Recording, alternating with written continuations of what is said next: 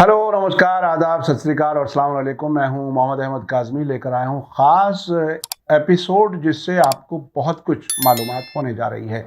9 फरवरी को नई दिल्ली के कॉन्स्टिट्यूशन क्लब में लोकतंत्र बचाओ देश बचाओ के सब्जेक्ट पर नेशनल कॉन्फ्रेंस हुई। इसका आयोजन साबिक मेंबर पार्लियामेंट मोहम्मद अदीब की सदारत में Indian Muslims for Civil Rights ने किया था। इस मौके पर कई अहम लीडर्स और सोशल एक्टिविस्ट मौजूद थे। इनमें साबिक chief minister Jammu Kashmir doctor Farooq Abdullah, member parliament Kunwar Danish Ali और एस.टी. हसन, जाने माने सामाजिक कार्यकर्ता प्रोफेसर रतन लाल और अशोक पांडे भी शामिल थे। इस एपिसोड में हम आपको डॉक्टर फारूक अब्दुल्ला की तकरीर पहुंचा रहे हैं। इसके बाद आगे भी हम आपको दूसरे अहम लोगों की तकरीरें पहुंचाएंगे। कि वो आफत आने वाली है, कि वो आफत आएगी। जिन्होंने गांधी का बलिदान किया, उस वक्त समझ जाना चाहिए था कि वो ताकतें बढ़ रही हैं। नहीं सोच। मैं आपसे कहूं, जब ये मशीन आई, ईवीएम से कहते हैं, मैं मुख्यमंत्री था कश्मीर का। मैंने इस ईवीएम के बारे में, हम लोग जब कैबिनेट में बैठे वहां ये आए और इस मशीन को दिखाया, तो हमारे मिनिस्टर साहब ने एक सवाल किया, क्या इसमें चोरी हो सकती है?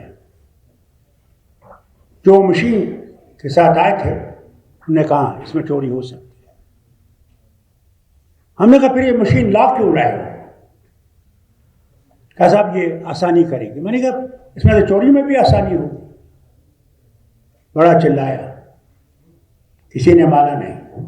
आज वही लोग चिल्ला रहे हैं इसके खिलाफ जिन्होंने मशीन लाए थे। हम लोग सोचते नहीं हैं। अगर हमने ये सोचा होता, आज इलेक्शन कमीशन की बात है, अगर उस वक्त हमने इलेक्शन कमीशन को टोटली इंडिपेंडेंट किया होता तो आज ये स्थिति नहीं होती। गलती तो हमारी है, हम लोगों ने गलतियां की है। हम लोगों ने ये नहीं देखा कि एक दिन आएगा, क्योंकि सिर्फ मुसलमानों पे नहीं, सारे हिंदुस्तान पे मुसीबत आएगी। वो नहीं देखा। वो चीज़ें की जो आज हमारे जो हुकूमत है उसका भरपूर इस्तेमाल कर रहे हैं, हर हालत में इस्तेमाल कर रहे हैं। मगर अफसोस तो मुझे इस बात का भी है कि हम लीडर लोग डर गए। उससे नहीं डरे हैं जो हम सबका मालिक है, जो ही उसी के पास हमारी जिंदगी और मौत है। कब आएगी, कहाँ आएगी, उसे पता है। मगर हम उनसे डर गए हैं जो आज के बादशाह हैं। क्या है हमारा हाल? फिर पांडे जी आपने बहुत अच्छा कहा, क्यों नहीं जाते हैं लोगों के पास? क्या मुंह के लेकर जाएंगे लोगों के पास? लोग पूछेंगे क्या किया, हमारे हक के लिए बात की। मगर लोग क्या जानते हैं कि अंदर आप उनके हक के बारे में कोई बात नहीं कर सकते। जैसे इन्हें फरमाया, आप बोल नहीं सकते, आपका सवाल उठता नहीं है। हम बैठे हैं मूर्तियों की तरह वहां पे, तमाशाए जमाना देखते हैं। यह हालत हम लोगों ने पैदा की, उन नेताओं ने पैदा की, जिनको ये नहीं देखा कि एक जमाना आएगा जबकि मुसीबत आएगी। फिर देखिए, अब जिन लोगों को हमने पार्लियामेंट में भेजना चाहिए जो लड़ सके, उसके बजाय हम उनको चुनते हैं जो हमारी तारीफ में करें। इन्हें क्या किया, ये वो, और लीडरों को मक्खन लगाए दिन रात कि हमारी कुर्सी बच जाए। हमें वो लीडर चाहिए जो लीडर को कहेंगे यहां तुम गलत हो और इसको ठीक करने का रास्ता ये है। वो नहीं चाहिए कि आप डूबते जाओ और जब तक आप डूब नहीं जाओगे तब तक आपसे कहे बिल्कुल ठीक है, चलते जाइए।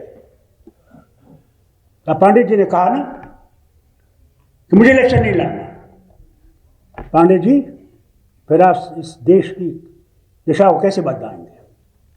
जब तक आप उस किश्ती में सवार नहीं होंगे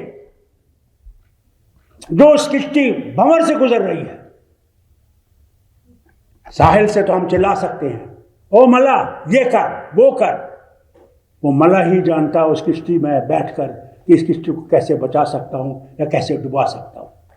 इसे मेरी आपसे अपील है और उन सबसे अपील है जिनमें दम है कि वो देश को बनाना चाहते हैं, इस मुल्क को अब आगे ले जाना चाहते हैं, इस देश को इस बर्बादी से निकालना चाहते हैं, ये जो नफरतें पैदा कर रहे हैं इससे निकालना चाहते हैं, तो आप लोगों को आगे आना पड़ेगा, आपको आना पड़ेगा, आपको मेहनत करनी पड़ेगी।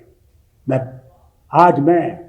करीबन 88 ईयर्स का होने वाला हूँ सून, मगर अल्लाह की मेहरबानी से मुझे दम दिया है उसने, और मैंने उससे मांगा हर वक्त, अपने लिए नहीं मांगा। मैंने कहा अल्लाह मुझे सिर्फ सेहत दे कि जब तक मैं देखूं कि वो हुकूमतें ख़त्म हो जाएं जो हम में दरार डाल रही हैं और मुल्क को बंटवारे में ला रही हैं और मुल्क की तबाही करने चाहते हैं।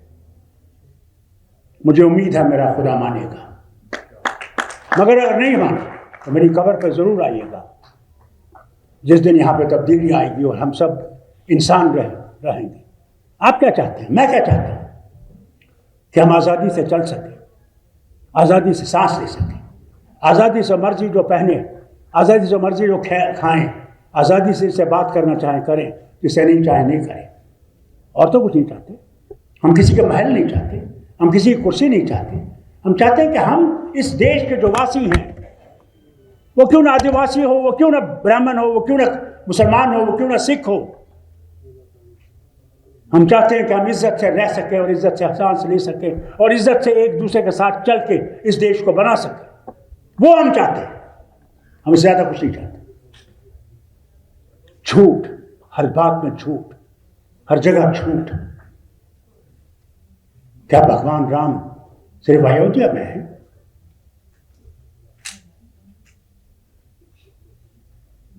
वो कहता है शायद, क्यों ढूंढते हो उसको जमीन और आसमान की गर्दिश में, अगर वो तुम्हारे दिल में नहीं, वो तुम्हारे लिए कहीं भी नहीं।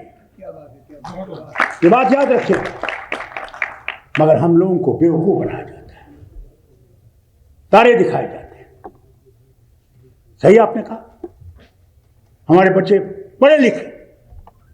मैं एक शादी में गया अभी जम्मू, लड़की ने MA MSc किया हुआ है, घर में बैठी हुई है।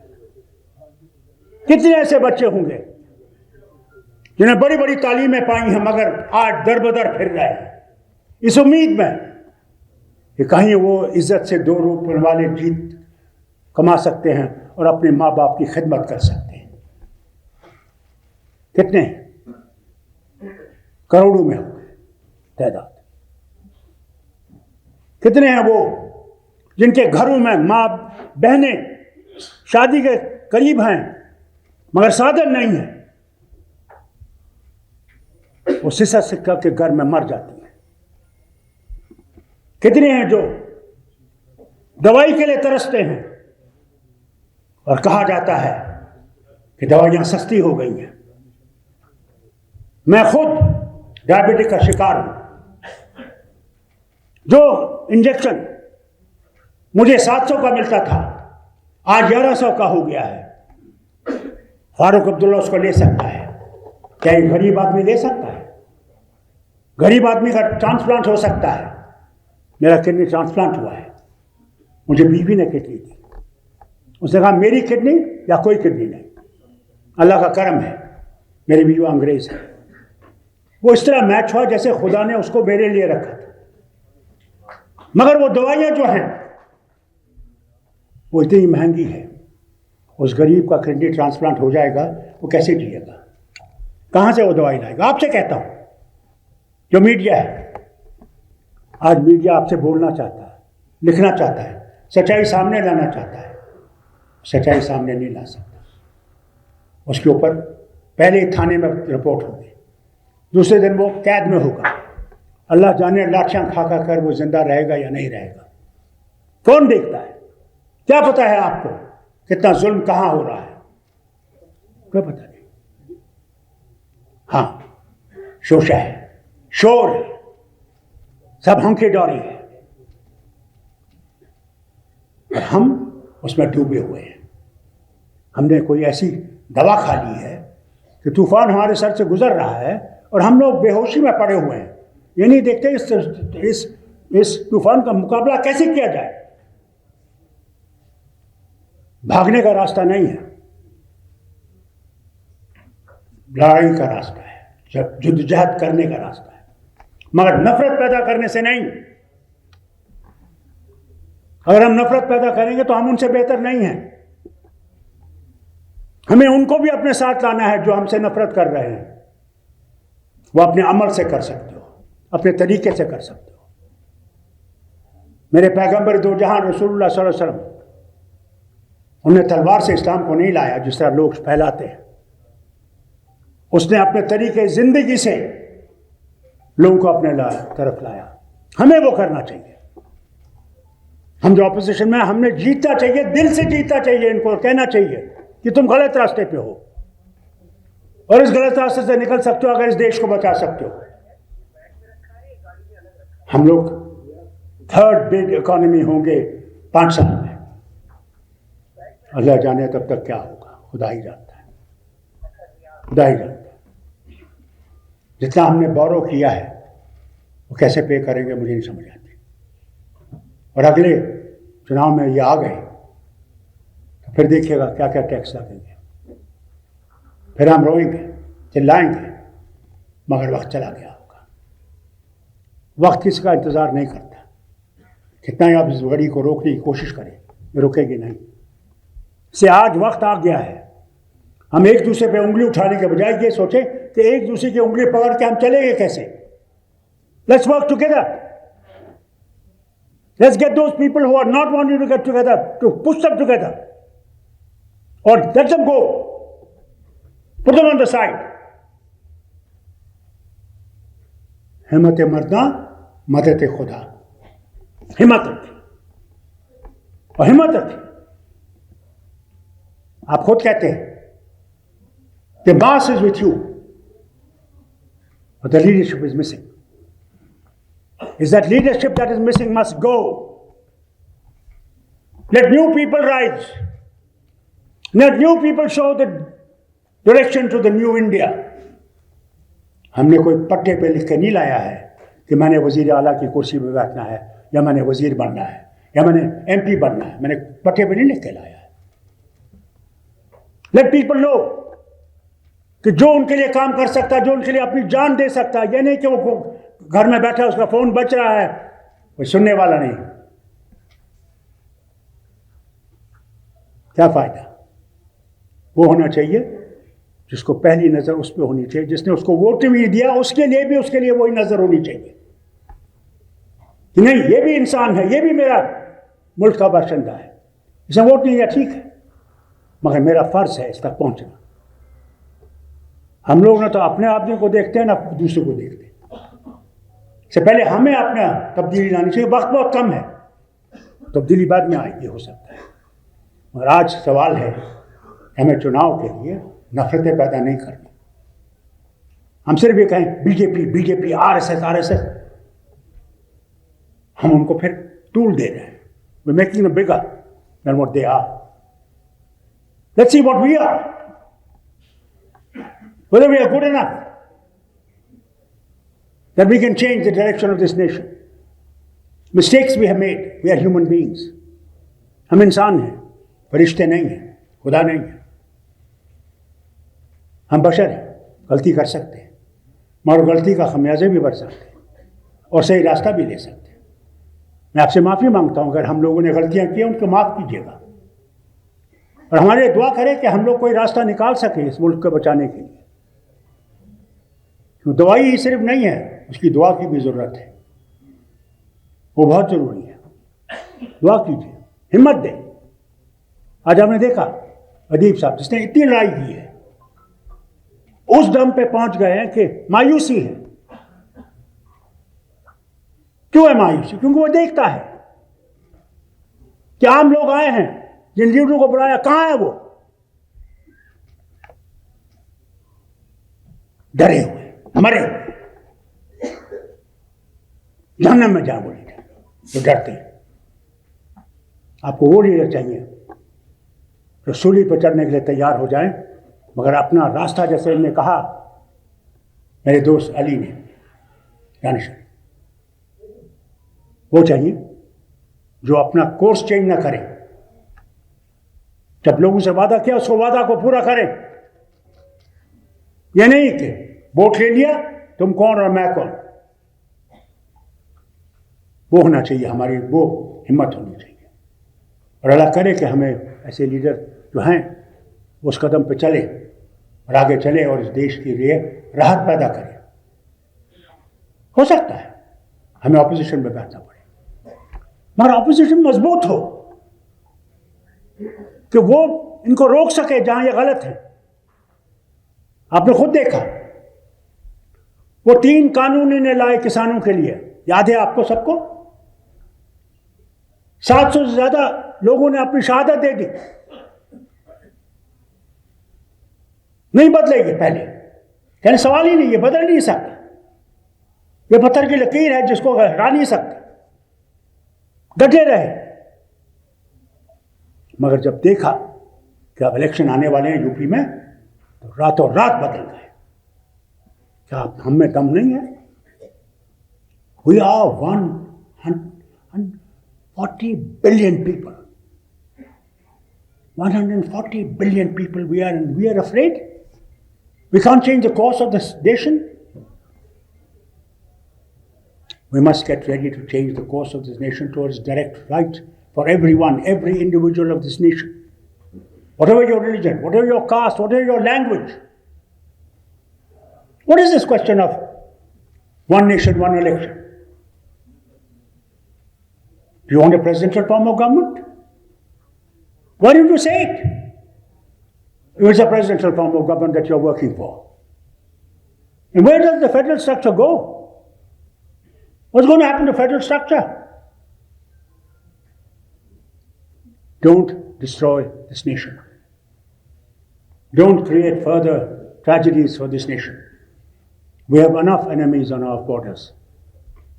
Let us not create enemies in our nation that we cannot fight those wars.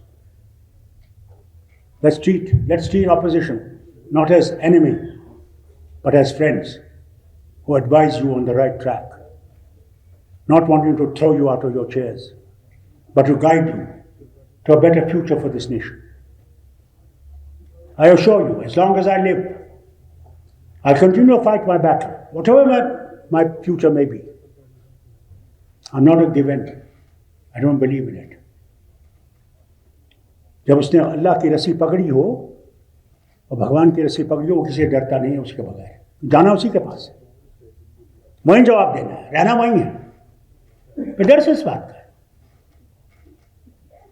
इसे आपसे कहता हूं,